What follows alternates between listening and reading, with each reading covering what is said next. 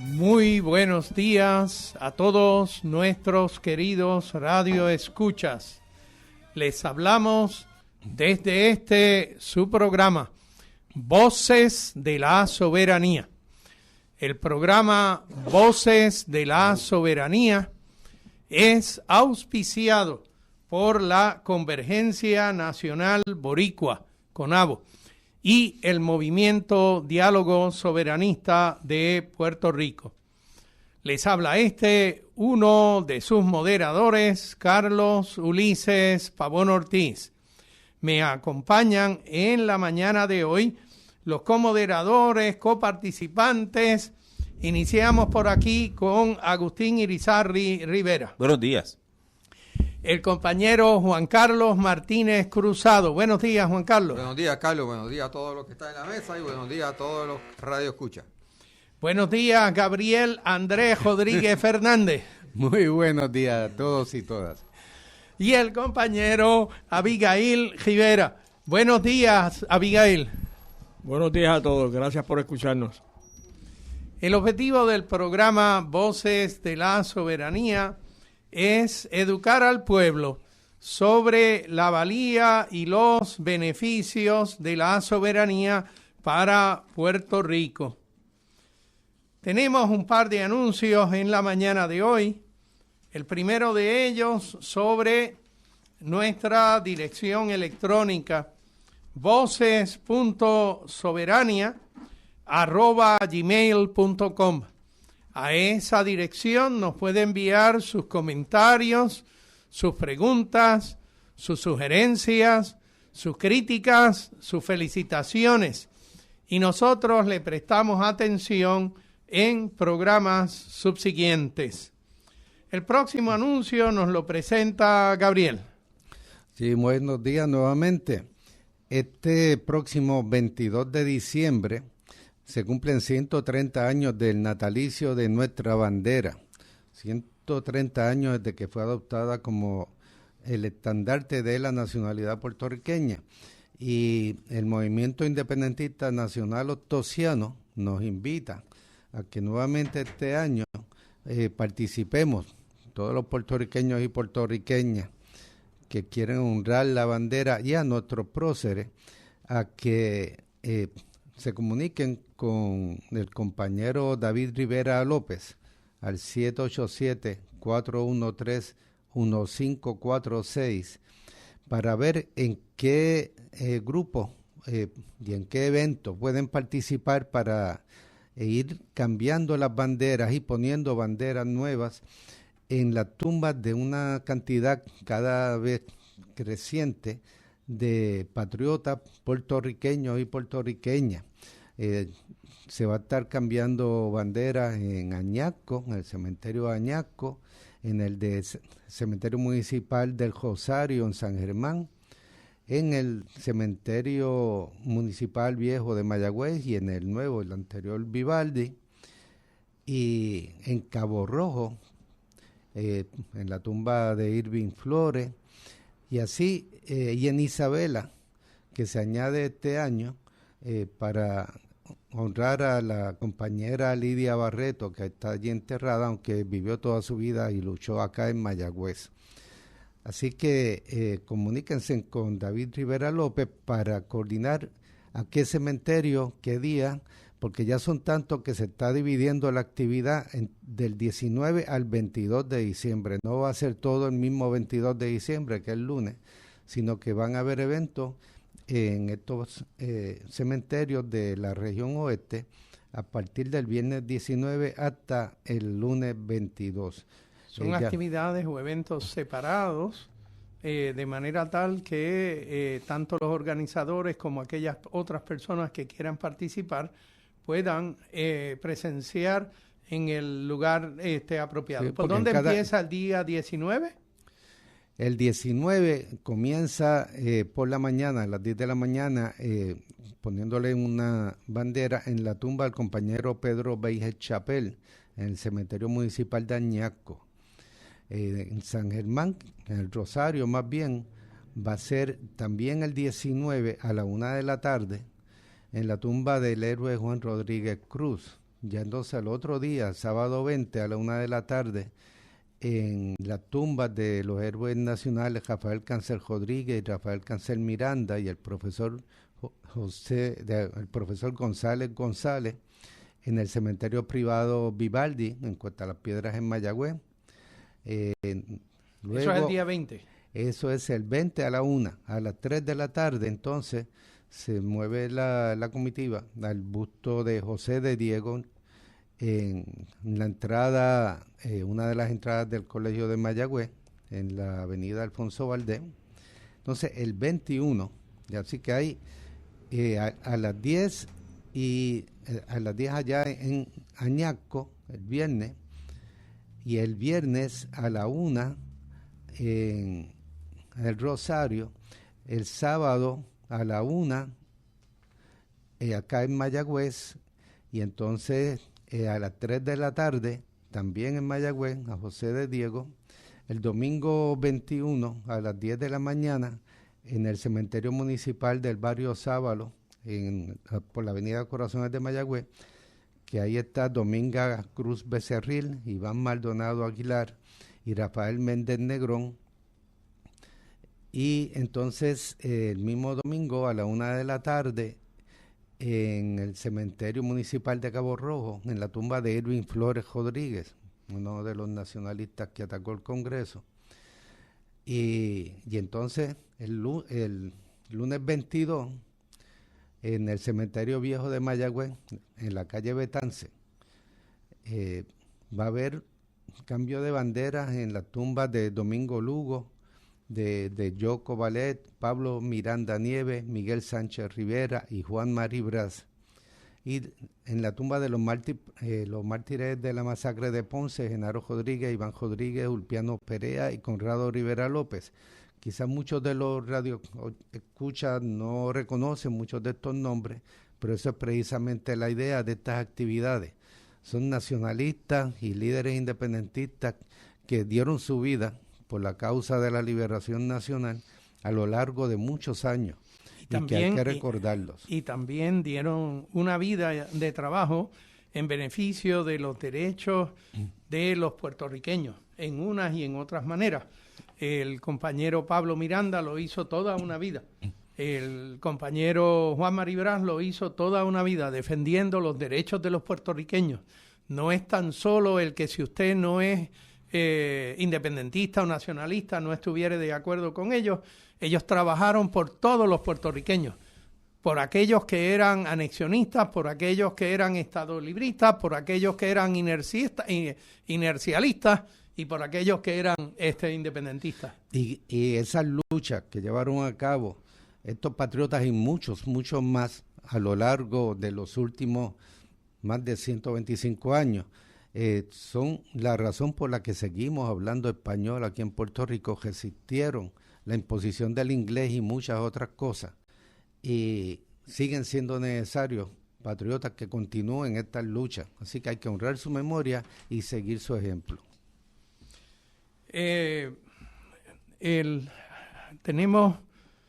Creo que no tenemos ningún otro mensaje, anuncio. Pues entonces vayamos al tema del día. Si les muestro la lista, pero no se las puedo mostrar al radio, de los posibles temas que teníamos para hablar, y en realidad en la semana nos dañaron la lista. Así que vamos a hablar de otra cosita en el día de hoy. Uno de los temas estaba aquí metido, pero la realidad es que en la semana la gobernadora, quien ha estado bajo ataque aún de sus propios correligionarios, aquellos de su propio partido, es más, aquellos de su propio gobierno, le han estado diciendo de que no tenía una publicidad apropiada a lo que lleva de gobierno, que es casi un año de gobierno, 11 meses y un poco más. Y entonces decidió quizás iniciar algo en esa dirección, y si usted busca los periódicos de ayer y de anteayer, tienen anuncios de página entera en donde la gobernadora dice que ha cumplido la promesa porque Luma está camino a salir. En otra página un poco más al lado le hacen una entrevista a Juan Saca, y Juan Saca dijo que ellos no tienen por el momento ninguna expectativa de moverse para ningún lado. Él parece que no quiere soltar el $1,000,000 y pico de dólares que se gana de salario. Yo espero que la gobernadora esté pagando esos anuncios con su dinero de campaña, que millones tiene, y no con fondos del pueblo de Puerto Rico, porque esto es promoción político-partidista. Creo que te vas a decepcionar. Esa expectativa. Te vas a decepcionar. Sí, Curioso. La prohibición es solamente en años eleccionarios. Sí. Así que usted se puede sospechar que el tema va a ser la demanda radicada por el gobierno de Puerto Rico contra las dos empresas llamadas Luma, una de ellas para servicios y la otra para transmisión de la energía eléctrica, sobre el asunto del contrato que suscribió el gobierno de Puerto Rico, realmente la Agencia para Alianzas Público-Privadas y las dos empresas. Y quisiéramos hablar un poquito sobre el contenido de la demanda. Y como no quiero, ¿cómo se diría?, prejuiciar a alguno de mis colegas sobre mis impresiones en lo que he ido leyendo de la demanda, pues déjeme empezar con algún voluntario aquí que tenga las dos manos levantadas para tratar de iniciar esta conversación. Agustín, ¿qué viste en esa supuesta demanda? Es bien complicado leer esta acción del gobierno de Jennifer González, porque aunque yo creo que el PNP reacciona a las encuestas y pone muchas encuestas. El PNP sí busca datos. En ese sentido es muy científico. Busca datos para saber por dónde sopla el viento y se ajusta. Y la gente que me habla de resultados de encuesta, todo se filtra en este país, es que la evaluación de muy mala como gestión, describiendo la gestión de Luma, ya estaba por encima del 60%. Y entonces pues actúa el gobierno, porque lo atan a la promesa que hizo Jennifer González. Ya no podían negar los números. Sí, ya son los mismos, o sea, para llegar al 60%, los mismos que votaron PNP ya están enojados. Pues si tú sabes, tú tienes que tener, porque eso es mezclado, o sea, esto no es solamente los que votaron en una dirección, ¿verdad? Aunque el PNP lo que tuvo fue un 35% de los votos.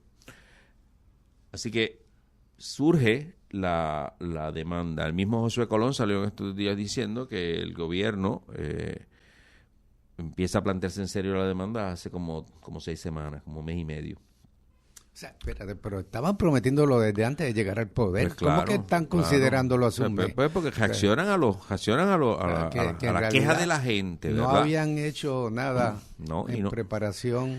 Y si la gente no expresa su malestar, no hacen nada tampoco.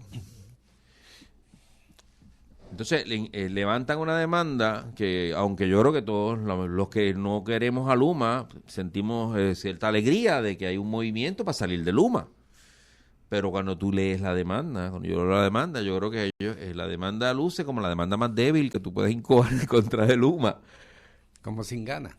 Es como, yo llegaba a pensar que incluso es hasta como un montaje. Yo llevo esta demanda y la diseñé para perderla. La diseñé para perderla y entonces después puedo decir, no, yo intenté y el tribunal me dijo que no. Ya la culpa es del tribunal, no es mía.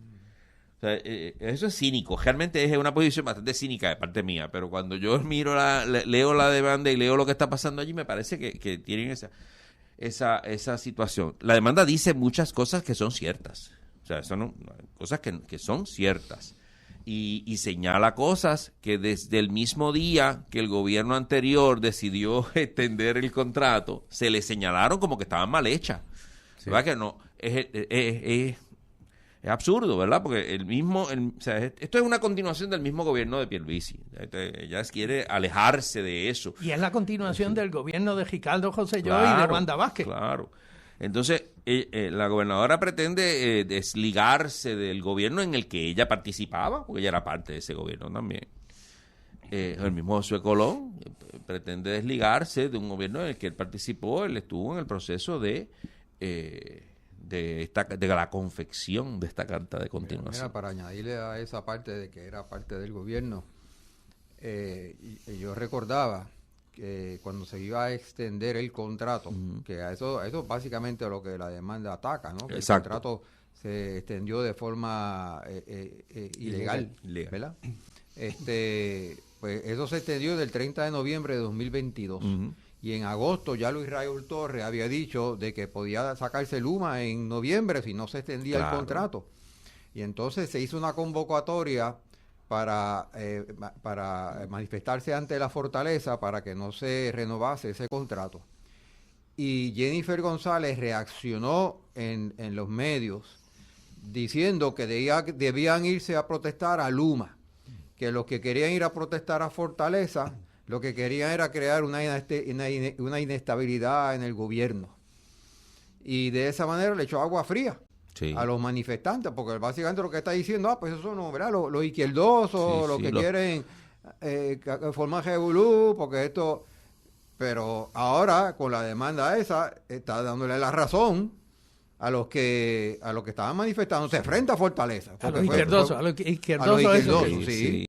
A los supuestos izquierdosos. Sí. Y que desde entonces se había señalado lo que ahora, entonces, y estamos hablando hace años, ya se había señalado exactamente el mismo argumento que ahora ellos descubren en esta demanda. De inmediato, yo recuerdo el análisis que vino después de la extensión del contrato. Lo que la demanda señala que es correcto es que la ley misma dice que los representantes de los del pueblo, que va uno por el Senado y uno por la Cámara, en esa junta de las alianzas público-privadas, tienen que aprobar los contratos con voto afirmativo. Y ellos se abstuvieron. Y la misma ley describe que abstenerse no es un voto afirmativo. Voto afirmativo es decir sí. Eso es lo único que es voto afirmativo. Todo lo demás no es voto afirmativo. Entonces, eso es evidente y se le señaló con lujo de detalles. Todo el mundo se señaló a decirlo. Un silencio absoluto del gobierno, una opinión legal de los abogados que todavía tiene la alianza público-privada, porque no lo votaron nunca. Todavía están contratados. Los que dieron la opinión legal diciendo no es así. Nosotros opinamos que es distinto. Y con esa opinión legal dicen los representantes esto, que ellos sienten que con eso le pasaron el jolo, que yo creo que es una excusa floja. Tú sabes, si tú estás en contra, tú le votas en contra y se acabó. No tienes que estar abstenido, tú sabes. Pero esa... Entonces, la parte que realmente es como absurda. Es como... O sea, las mismas dos agencias que emiten y firman la carta que ahora impugnan son las que vienen a impugnar la carta. Tú sabes, eso no tiene sentido. Y los mismos abogados. Entonces eso no tiene sentido y en el tribunal eso es bien débil. Porque, o sea, no hay nada, ¿cómo es? No hay... el gobierno tiene la capacidad de entrar en contratos malos. Okay, tiene derecho a entrar en contratos malos. Sí, o sea, tú puedes, si tú estás consciente de lo que estás haciendo, tú puedes entrar voluntariamente en un contrato malo. Que es una traición a nuestro país, sí lo es. Que es que deberían ahorcarte o votarte del gobierno por actuar así, sí lo es. O sea, el asunto moral es separado del asunto legal y la mayor parte de los tribunales, la mayor parte de los jueces, lo que hacen es hacer cumplir las leyes. Entonces, de vez en cuando hay un juez bueno, heroico o jueza que decide hacer justicia, que son cosas siempre separadas. Cumplir con la ley, hacer justicia son cosas distintas. Entonces, a veces coinciden, muchas veces no coinciden. Así que yo miro la demanda, la leo y me queda esta sensación de que en el tribunal la pueden perder y me queda la sensación de que es posible que la armaron para perder. Porque, aunque sí... entonces... Hay una cosa que está completamente ausente de todo este proceso. Señalan por nombre y apellido a Fermín Fontanes, que era el que dirigía las alianzas público-privadas en el momento de hacer la cosa esta. Señalan 2 veces y con mucho énfasis por nombre y apellido a Gil Enseñat, que era el que presidía la Junta de Gobierno de Energía Eléctrica. Y más nada. Entonces, si esa gente fueron tan malos de hacer cosas que no debieron haber hecho y faltaron a la ley, porque reclaman que hubo unas violaciones de ley, etcétera. Señalan al negociador de energía como que nunca hizo nada, que es verdad, se quedó callado y nunca hizo nada. Y que ahora qué. O sea, si tú entraste, si tú tomaste acciones que iban en contra de la ley y eso no tiene consecuencias. O sea, aquí nadie va a acusar a nadie de nada. Yo me imagino que no, porque son el mismo gobierno, son los mismos de ellos. Entonces, tú tienes como que muchas cosas en el aire, ¿verdad? En ese escrito quedan muchas preguntas que no se atienden. Luma está calladito. Yo creo que Luma tiene una batería de abogados que saben defenderse en corte. Tienen un negocio muy lucrativo en las manos. La misma demanda lo describe, que es la primera vez que el gobierno describe lo malo que es este negocio de extenderle a Luma. Le dice, no solo nos quedamos sin capacidad de fiscalizar y de medir el desempeño. Que eso es uno de los medir el desempeño. Sí, eso es uno de los problemas. Una de las cosas que reconocen en el contrato es que en la demanda... Uh-huh. Es algo que hemos dicho aquí durante años, que es que todo el contrato, no la extensión del contrato, porque la extensión del contrato tenía las mismas disposiciones que el contrato original, es que no había manera de medir, no se estableció manera de medir, y cuando empezaron a hacer juicio para medir el desempeño de Luma planteó ante el negociado de energía, me estás tratando de cambiar el contrato, por lo tanto yo no acepto esas métricas. Sí, el periodo probatorio ese de un año, antes de que se diera la fecha de noviembre del 22, ahí todavía las métricas de desempeño no entraban en efecto. Entonces, cuando escriben la carta esta para caer en un limbo, extender, pues entonces no entran en efecto las métricas todavía. Y sí le quitaron condiciones al contrato inicial, porque se lo señala también la demanda, ambas partes. Si llegaba esa fecha, automáticamente se salían del contrato. Y antes de eso, cualquiera de las dos partes podía. El gobierno podía presentarse y el Luma podía presentarse y decir, yo no quiero este contrato. Pero en la carta de extensión, el único que puede presentarse para no quiero este contrato es Luma. Y eso el gobierno lo entregó voluntariamente en la carta. Eso ahora dice, eso nos deja sin recursos, pero es que eso lo hiciste tú mismo. Tus propios abogados fueron los que le echaron la bendición a esto, la misma gente tuya, las mismas dos agencias que vienen ahora a decir esto está mal hecho, fueron las que lo ejecutaron, las que diseñaron esto. Entonces, en el tribunal eso es débil. El otro tema importante es que en esa demanda surge cuánto era lo que se ganaba Luma en ese año primero y cómo le subieron el sueldo a Luma, que no paga un chavo de contribuciones. Le subieron el sueldo, le dieron la potestad para que solamente ellos podían salirse del contrato, lo dejaron en el limbo para no medir. Y le subieron el sueldo significativamente. La diferencia son como, 50 millones al año, una cosa así. O sea, los números, no me acuerdo el número, tengo que buscarlo. Pero son decenas de millones adicionales que por supuesto que Juan Saca no quiere renunciar a eso. Uh-huh. Pues sí, le dieron un dulce. Entonces, la situación, aunque en los medios se escucha mucho, ¿no? Que el gobernador sacó pecho, va para adelante, pusieron la demanda. Pues cuando tú miras la demanda, yo la encuentro débil, la encuentro irónica. Uh-huh. Entonces tú tienes muchos jugadores aquí que Josué Colón siempre ha sido muy hábil. Eso tiene un instinto robusto, Josué Colón. Josué Colón no firmó. La parte de energía eléctrica la firmó Gilén Señat. Que ahí no hay ilegalidad ninguna en el sentido de que la resolución de la Junta de Gobierno, los contratos grandes de mucha cuantía o de mucha envergadura los tiene que aprobar la Junta de Gobierno, esa es la ley. No los aprueba el director ejecutivo. Usualmente la Junta de Gobierno le da instrucciones al director ejecutivo que como director ejecutivo firme en representación de la empresa. Eso es lo usual. En esta ocasión, la resolución de la Junta sale diciendo lo firma el director ejecutivo o lo puede firmar el presidente de la Junta. Y el que puede lo más, puede lo menos. Así que si la Junta le dice o lo firmas tú, pues eso es válido. Y lo firmó Gilén Señat. Josué no quiso firmar. Pero en la reunión de Junta, la grabación y la transcripción de la reunión de Junta, todo lo que presentó, Josué en ningún momento dijo, no, yo lo voy a decir ahora todas las razones por las cuales no se puede firmar. Eso no pasó así. José hizo preguntas dirigidas, sale en el vocero.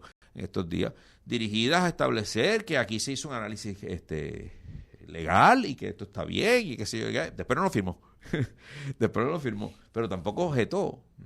Si objetó, sería en la oficina a solas con Gil Enseñar, sabrá Dios que hablaron ellos. Se puso a pelear con su secretaria Sí, para decirle yo no quiero firmar eso. Pero en el acta no consta que José protestara.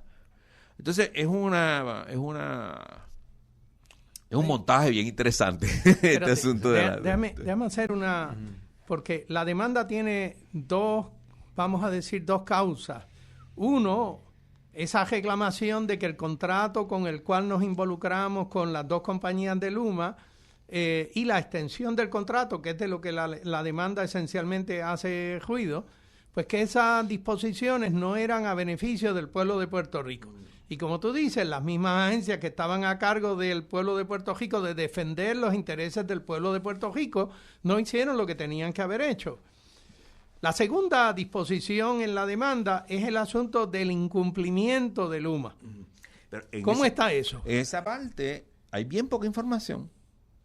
O sea, ellos reclaman, es como si fuese absolutamente evidente, bueno, y lo es para cualquiera que está, los que estamos en la mesa, para nosotros es evidente. Cualquiera que pague la bendita luz, electricidad de su casa sabe que eso es evidente. Y que se le va la electricidad, que sí, pero el tribunal no funciona así.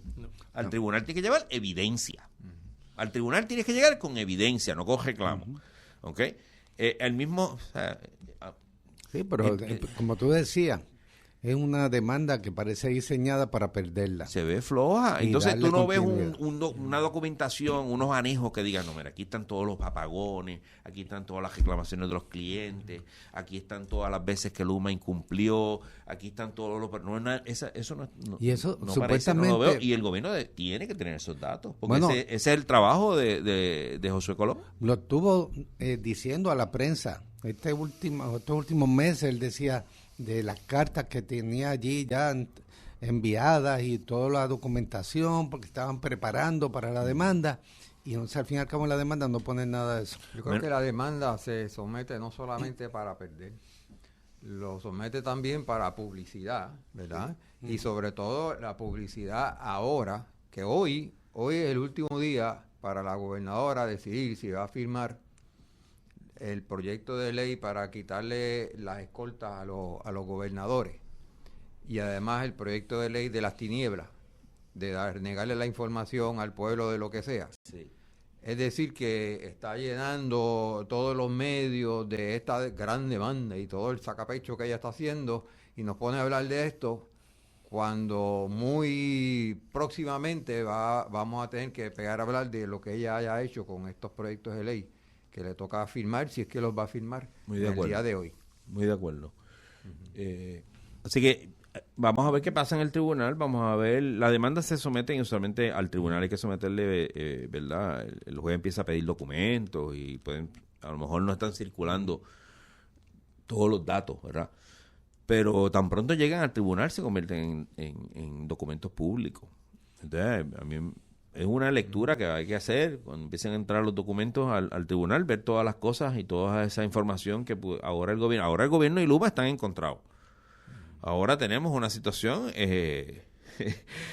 difícil para el país, porque ahora tú tienes el Luma, si se enoja con el Luma, que nunca ha funcionado bien, imagínate la hora en Fogoná.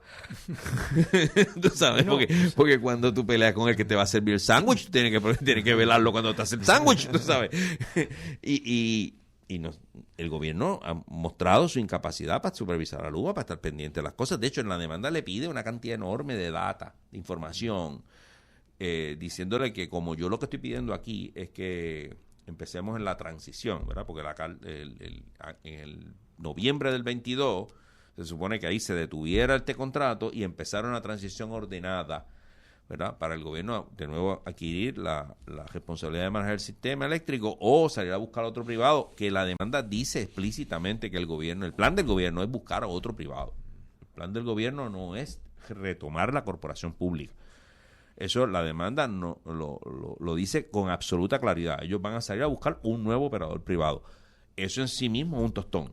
Eso en sí mismo es el gran error en que cayó el gobierno esa gran traición al pueblo de Puerto Rico al privatizar, al decidir privatizar el servicio de energía eléctrica.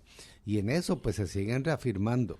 O sea, los grandes errores de hace años, en vez de corregirlos, se reafirman en ellos y siguen empujando la misma piedra. Ya tuvimos la experiencia de la Autoridad de Acueducto y Alcantarillado, que la privatizaron y el primero no funcionó, se buscaron a otra, tampoco funcionó, se buscaron a otra, trataron con 3 diferentes y ninguna funcionó. Finalmente decidieron, pues olvídate, vamos para la corporación pública. Mientras por fin se dieron cuenta que habían votado $1.300 millones que se sabían en el asunto de 3 privatizadores distintos para el nivel gerencial medio de la autoridad de acueductos, porque no privatizaron los servicios de bajo nivel, ni tampoco la autoridad superior era simplemente el nivel gerencial medio.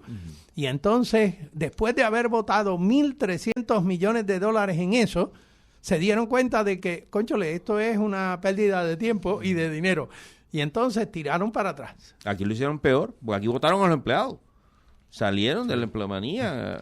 Los que sabían dónde está la conexión y dónde está el interruptor que prende esto, aquello, lo otro, los que sabían cómo se le da mantenimiento a las cosas, aquí votaron. No, o sea, Santiago los mandaron a archivar, a pasar trimen. Llevamos ya muchos años. Esa gente, muchos de ellos no van a regresar a la corporación pública, aunque el gobierno no tiene ningún plan de crear una corporación pública. En estos días salió una encuesta, yo no sé si me llegó la información ayer o antier, un 65% de la gente piensa que la electricidad debería estar en manos del gobierno, de nuevo. O sea, el desempeño de Luma ha sido tan malo que 2/3 partes de la gente, y hubo un momento que la gente estaba a favor de la privatización, o sea, había mucha gente molesta con la Autoridad de Energía Eléctrica, o sea, no puede tapárselo con la mano. Pero el argumento siempre fue, no se puede poner peor. Pues se puso. Se puso. Cada año se pone peor, entonces dice, no, vamos. Antes funcionaba, tenía errores, pero funcionaba mejor. Pero este gobierno en eso no da para atrás. Va de nuevo con la idea de buscar un privado. Yo pienso que esta demanda, aunque dice muchas cosas que son ciertas, lo del voto afirmativo, que no se le hizo ningún caso, el negociado de energía no ha abierto la boca. El negociado de energía tenía que emitir una certificación, todo el mundo lo sabía el negociado de energía, nunca lo hizo, no metió la mano. La Junta de Control Fiscal sacó el fondillo porque mandaron una carta que decía, yo no he chequeado nada aquí que tenga que ver, yo no he cotejado si esto cumple o no cumple con las leyes locales, y lo ponen así mismo en la demanda. Que es otro ejemplo de que la Junta de Control Fiscal examina lo que le da la gana. Okay. A veces examina, a veces no examina, y si lo que viene en contra de mis ideas de cómo funciona el universo, entonces me quejo, como en el caso de New Fortress, que la queja de la Junta siempre fue que el puerto es operador único, y si eso evita la operación de mercado. El dogma es proteger el mercado, no es proteger al consumidor puertorriqueño. ese no. Así que tenemos en esa demanda, por primera vez escrito en blanco y negro, muchas admisiones de cosas que aquí hemos discutido en esta mesa y en este país se han discutido por múltiples actores, desde los industriales hasta los grupos comunitarios. Finalmente este gobierno decide poner eso en blanco y negro. Si es la mejor estrategia esa que llevan de este asunto de la nulidad de la carta de extensión, que es como se llama la carta, pues ya el juez dirá. El juez ya, el primer remedio que pidieron, que era un injunction preliminar, ese se lo negaron. El juez puso vista para el 22 de diciembre, a las 9:30 de la mañana hay vista de la primera vista, donde tienen que llegar las dos partes a argumentar. Déjenme levantar una preguntita que pudiera ser interesante. Si yo como ciudadano hubiera ido a la corte a solicitar que el contrato de Luma fuera cancelado por incumplimiento de servicio, por negligencia, pues entonces muy posiblemente la corte hubiera dicho que yo no tenía autoridad para levantar esa protesta. Sin embargo, lo que ocurre en esta demanda, allí hay una serie de admisiones del gobierno de los puertorriqueños, diciendo que el gobierno incumplió los actores del gobierno y las agencias del gobierno incumplieron en defender los mejores intereses del pueblo de Puerto Rico. Y faltaron a las leyes. Y faltaron no a las leyes. No cumplieron con los procesos en ley. Porque la demanda es clara y le echa el muerto completito a la administración. Le ponen el honorable Pedro Pierluisi. O sea, le mantienen el honorable en la demanda, pero le echan el muerto completito. Toda esa gente que trabajaba con él cometieron todos estos errores. Nosotros no. Pues, pero llevas años con los mismos errores. Ahora fue que decidiste actuar. Eso es otra cosa que va a surgir en el tribunal. Entonces, entra la pregunta de si un grupo de ciudadanos pueden reclamar ante la admisión del gobierno de que ha incumplido las funciones que le tocaba hacer, si un grupo de ciudadanos que pudieran incluir negociantes y ciudadanos abonados, levantar ahora exactamente la demanda de que, porque si nosotros decimos el gobierno no cumplió con lo que tenía que cumplir y ahora somos los que pagamos y padecemos los desmanes de Luma, entonces ahora el gobierno no puede las cortes no pueden reclamar que no tienes estatura para levantar la queja. Porque el gobierno mismo reconoció el incumplimiento del asunto. Así que yo levanto la pregunta de si realmente, aun si esta demanda, que yo pienso por la manera en que está puesta, esto es pura promoción. Sí, promoción y evitar que la gente piense en lo próximo que viene. En las próximas cositas. Tengo aquí frente de mí del San Juan Daily Star, del diciembre 12 al 14, una página 9, página completa. El anuncio ese que tú dices que paga de su propio chavo la gobernadora. No. Que yo no creo. Que no paga. Dice, promesa cumplida. Luma está de salida. Eso es el título y el subtítulo del anuncio. Luma no está de salida. Acabamos de iniciar un proceso para tratar de ver si sacamos a Luma. Pero Luma no está de salida. Así que la gobernadora, me parece que las primeras dos oraciones que están aquí son dos mentiras. No me cuesta decirlo de otra manera. Y luego sigue. Hoy, como siempre, cumplo mi palabra y con el compromiso que hice desde el principio. Dije que buscaría terminar el contrato de Luma y lo hice. Pues las tercera y cuarta oraciones tampoco son ciertas, porque la cuarta oración dice que buscaría terminar el contrato y lo hice. Bueno, pues no sigo leyendo porque para leer mentiras a la radio, que lo pague ella. No ha terminado el contrato. No termina el contrato ese. Ahora bien, este asunto de Luma, que podríamos hablar del caso de Genera. Porque el asunto de Genera y el contrato sobre la compra de combustible que pudiere o no ser necesario, una de las obligaciones del negociado de energía es establecer parámetros que permitan guiar la política energética de Puerto Rico. Creo que esa es una manera más o menos certera de decirlo.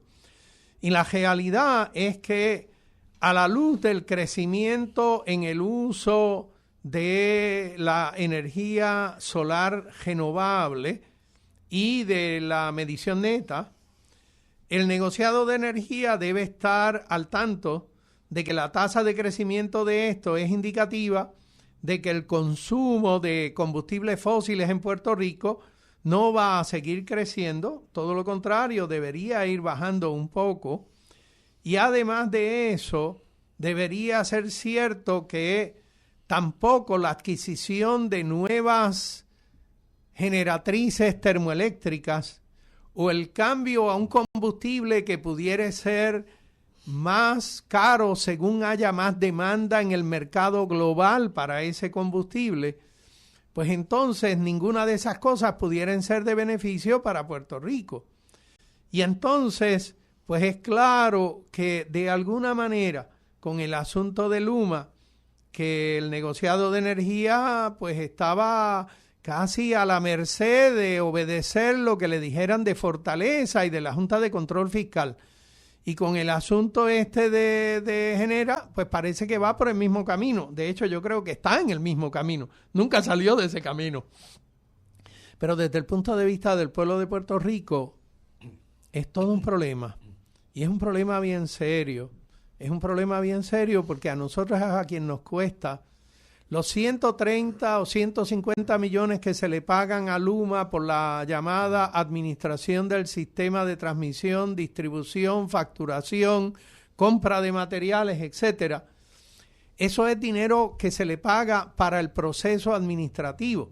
Los gastos de ese proceso son reembolsables, como bien nos ha dicho Alameda en muchas ocasiones. Eso es pass-through. Te gasta y yo me manda la factura y el gobierno de Puerto Rico le manda el dinero para cubrir por esa factura. Carlos, eso quiere decir que los abogados que van a estar defendiendo a Luma Neto también los vamos a estar pagando nosotros, ¿verdad? Exactamente. Así y que, entonces es interesante. Qué tremendo contrato firma estas administraciones. Es un gran negocio siempre para el privado. Sí. Es No como la pierden Junta ni de cuando Control Fiscal. Ellos te demandan y se defienden y las dos partes las pagas tú. Exacto. No pierden ni cuando pierden. Exacto. Y me perdonan que vuelvo otra vez aquí a sacar del San Juan Daily Star, en la página 5 del mismo número de este asunto, hay un artículo titulado "La firma de abogados representando a Puerto Rico en los casos de la bancarrota quiere que le den un aumento del 3% en el pago que ellos reciben por hora". Es un ajuste de inflación. Es un ajuste de inflación. Lo que usted y yo trabajo en la universidad y en estos días se me reía un colega de que nosotros llevamos más de 10 años sin recibir un aumento 14, por nada. 14 años. Bueno, pues mire el aumento. Ellos dicen que es de 3%, que esto es una cosa pequeñita. Dice aquí y les leo. La compañía se llama Proskauer Rose LLP. Es la firma de abogados que defiende supuestamente la reestructuración en la bancarrota del gobierno de Puerto Rico. Ellos piden un aumento del 3% que debe empezar en el 1 de enero del 2026. Y aquí ahora usted está sentado, ¿no? Espero que sí. Dice aquí que ellos están pidiendo que les aumenten a la friolera de $1,000 con $1,038 por hora. ¿Me escuchó? Por hora. Cada uno de ellos. Ajá, eso mismo. Dice aquí que hay 60 abogados miembros de esa firma. Y ellos facturan por la hora de que ellos mismos dicen que yo he puesto de trabajo, de tarea sobre este asunto. Usualmente son hora o fracción. Sí, también. Si Pero la media hora se redondea a la hora. Es lo usual. Es lo usual. Y entonces, ¿sabe cuánto gana el paralegal que le ayuda al abogado? Dice aquí que hay 10 paralegales y ellos ganan $355 por hora. Eso es lo que la empresa le cobra al gobierno. Al paralegal probablemente no le pagan eso. La mitad le queda el dueño del bufete. O sea, una cosa es lo que yo facturo y otra cosa es lo que yo le pago al que hace el trabajo. Y esos números lucen así. Sí. Lucen así. Entonces, la cosa interesante es que, y es aquí donde yo quisiera tratar de traer estos minutos que nos quedan en este programa. Gabriel nos ha mencionado, y yo le agajé la idea hace años atrás, la corrupción tiene, en términos generales, 3 niveles. Está la corruptela, aquello del alcalde que coge dinero para comprarse relojes y mandar a la esposa a que le hagan operaciones de estética en otro país. Esos son corruptelas. Está la corrupción estructural, en donde hay una serie de leyes como esa de que el gobierno por fin admite que aprobaron leyes, condiciones y contratos que no eran para beneficio del pueblo de Puerto Rico. Eso es una corrupción estructural. Y está la corrupción que nosotros llamamos de la colonia. La colonia es una corrupción y es la forma más tejible de corrupción porque atrapa, encadena a todo un país. Es una esclavitud entre países. es una esclavitud para uno de los países. Sí, hay uno que se declara dueño y que le pertenecemos a. Y le pertenecemos en los territorios, el agua, el aire y toda la gente que hay adentro y nuestra capacidad de producir. Y entonces durante décadas y décadas, más de un siglo ya, este colonizador en particular, pone las reglas de juego de todos nuestros sistemas económicos, el sistema financiero, porque aquí es legal endeudarse de la forma como hizo el gobierno de Puerto Rico, mientras que eso no es legal ni siquiera en los 50 estados. Las compañías que participaban y que hacían la trampa podían ganar. Esas reglas de juego las pone el poder colonial para que sea en beneficio de ellos. Y después de que nos embrollan, nos imponen una Junta de Control Fiscal que viene a asegurarse todavía más de que sigamos haciendo nada más que lo que les convenga a las corporaciones norteamericanas. Y esa Junta de Control Fiscal en esto aquí, que hemos estado hablando hoy, ha sido un jugador importante, porque aunque el PNP estaba más que dispuesto a seguir la línea de la privatización, y los populares también, porque ahí estuvo Batia, ellos estaban muy dispuestos, pero quien impone la línea neoliberal y la privatización es la Junta de Control Fiscal, representante del Congreso de Estados Unidos. Y es la que contrató a la compañía esa que está buscando un aumento de 3%. Sí, a esas y muchas más, porque ellos han cobrado también más de 2.000 millones, para ellos y sus consultores y abogados y demás. O sea, las colonias existen para beneficio solamente del poder externo. Y la gente tiene que superar la mentira que nos dicen todo el tiempo de que dependemos de las dádivas que mandan de allá. No, nos están chupando el vivir, nos dan hay unas dádivas para que vayas y le compres los productos agrícolas que le sobran a ellos y que hacen un dumping aquí y chavan a la agricultura de aquí, porque para eso el Departamento de Agricultura Federal es el que da esos cupones de alimentos que llaman, siempre en beneficio de ellos. De aquí sale más de lo que entra. Y la corrupción colonial es la responsable de la corrupción estructural, porque exacto, ellos son los que determinan la estructura. Y la corrupción estructural también en cierta medida determina quiénes son los que salen electos. Eso es parte de eso es parte de la corrupción, porque las reglas de las elecciones que aplican aquí son las de allá. Y allá mandan las corporaciones, no mandan los individuos. En Estados Unidos es el único sitio que los partidos escogen los votantes, y no al revés, es el gerrymandering.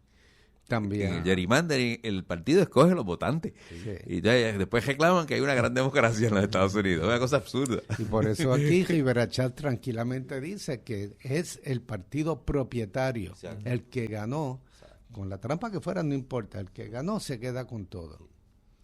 Entonces, yo les llamo la atención después de... O sea, debo señalar, el tema de hoy yo no hice un libreto.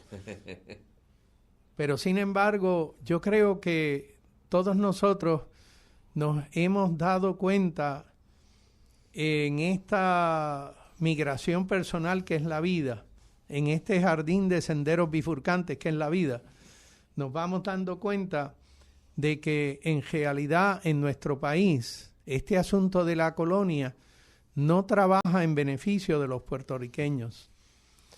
Cuando se trata de las reglas que gobiernan nuestros hospitales, las reglas no las pone el Departamento de Salud de Puerto Rico.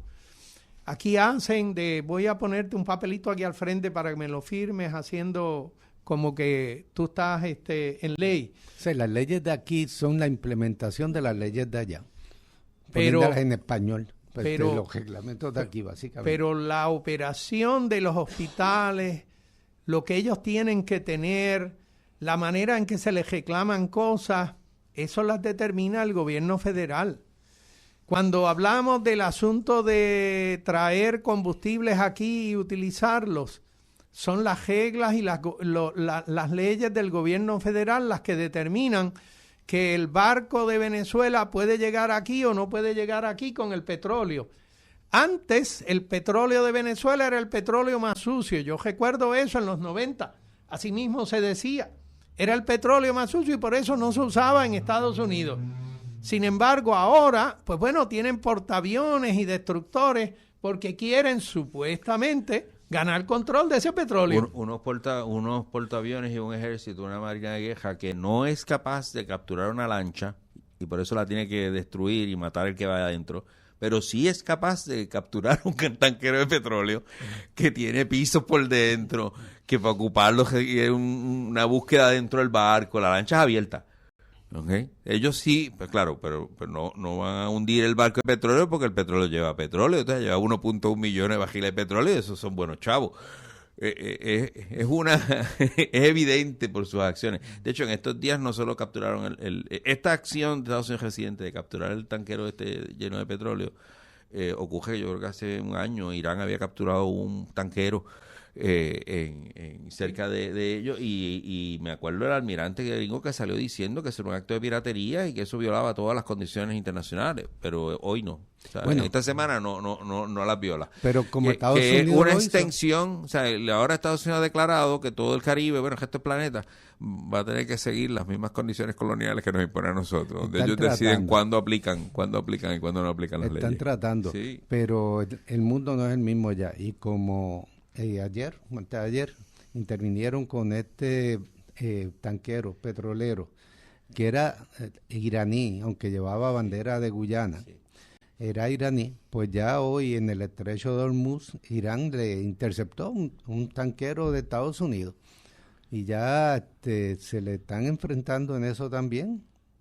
Y aquí ellos consideran que está en la piscina del patio de atrás, ¿verdad? El Caribe. Pues no va a ser tan sencillo como había sido hace 100 años.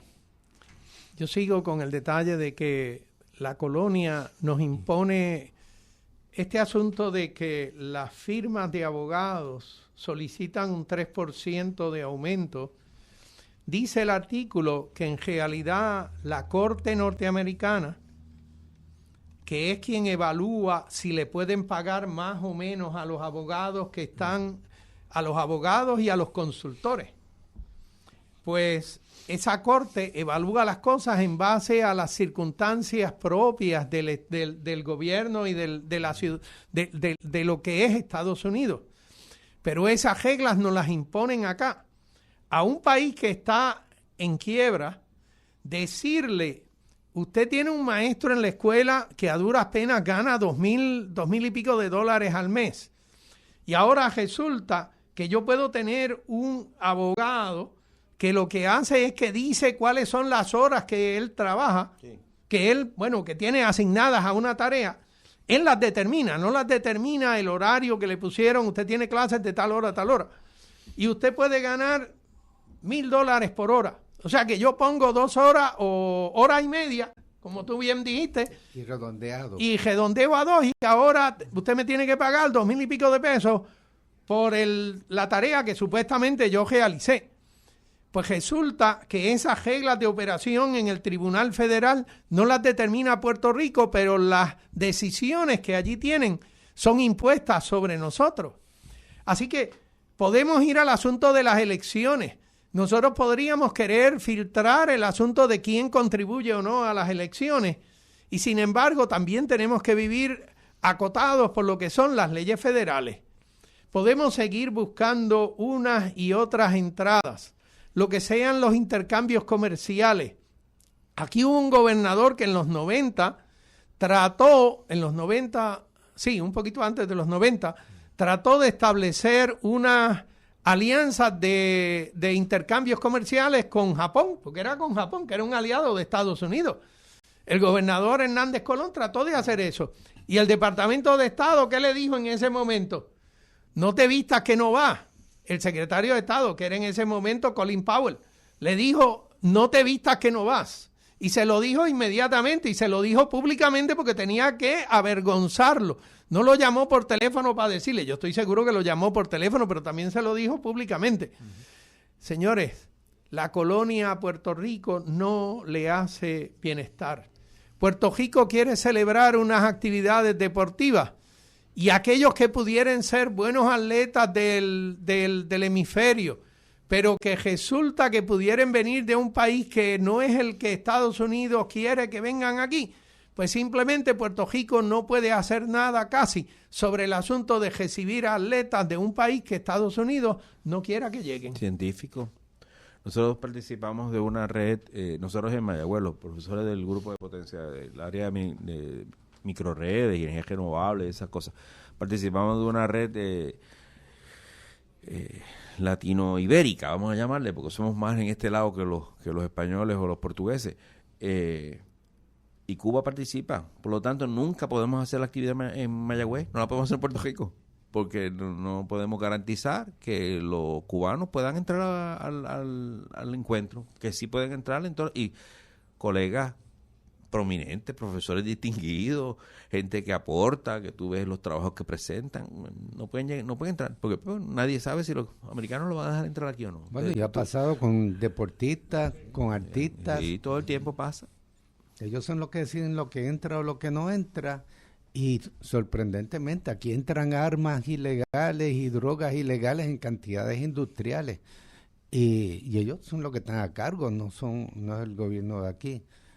Excepto, ¿verdad? Cuando hay un gobierno que a ellos no les gusta, que supuestamente esté mandando drogas, pues entonces ahí ellos intervienen y se ponen a hundir lanchitas ilegalmente por ahí, ejecutando gente. Bueno, y también podemos tener un secretario de Estado que envía un barco pagado por el pueblo de Puerto Rico con víveres y cosas para ayudar a un país, a otro país, solamente porque ese secretario de Estado quería ayudar a ese otro país. No es porque ese país lo pudiera o no necesitar. Es que cuando a ellos les conviene, dejan que un oficial puertorriqueño haga unas cosas que pudieran no ser las mejores para Puerto Rico. Usted estaba hablando otra vez de la demanda de Luma, que cuando el gobierno quiere hace cumplir la ley, cuando el gobierno quiere decide que la ley no se cumplió, ¿verdad? Porque en efecto eso es lo que está pasando en esa descripción de esa demanda. Bueno, ahora lo estamos viendo con la pirotecnia. Eso también está prohibido.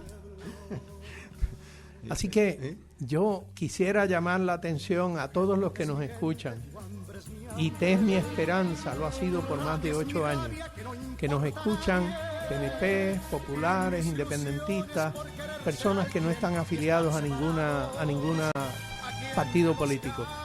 Creo que es hora de salir de la colonia. Creo que es hora de trabajar por la patria de los puertorriqueños. Y agradecemos la participación de todos mis colegas aquí en el día de hoy y la audiencia de ustedes. Quedamos de ustedes hasta el próximo sábado en este Voces de la Soberanía, la Convergencia Nacional Boricua y el Diálogo Soberanista de Puerto Rico. Tengan todos muy buenas tardes.